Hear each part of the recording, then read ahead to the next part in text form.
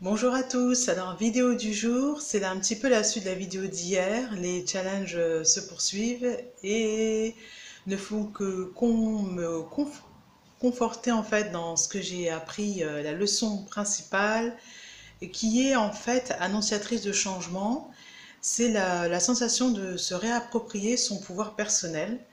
Euh, c'est un chemin, toute transformation nécessite que ça passe par le corps. Quand vous allez commencer à ressentir la transformation dans votre corps, vous sentir différemment, vous placer différemment, vous observer différemment parce qu'il y a beaucoup de distracteurs, surtout quand il y a beaucoup de monde autour de soi et qu'on est en challenge, c'est pas forcément évident de rester focus sur sa puissance personnelle.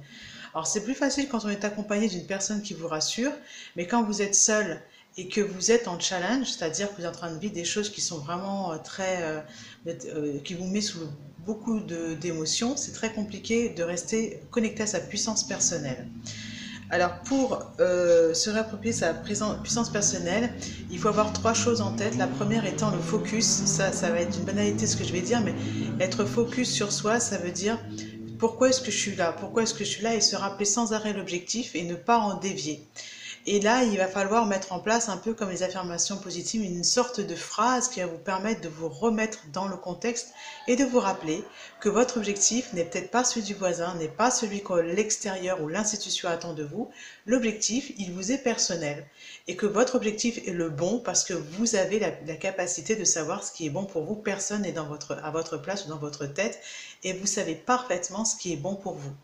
Donc, une fois que le focus est mis en place, vous n'en bougez plus et vous allez voir que vos émotions vont sans doute arriver, mais il y a comme une barrière qui va se mettre entre vous et l'extérieur qui ne pourra pas entrer. Vous allez rester focus et vous allez vous sentir bien, vous allez vous sentir comme dans un petit cocon, etc., accompagné.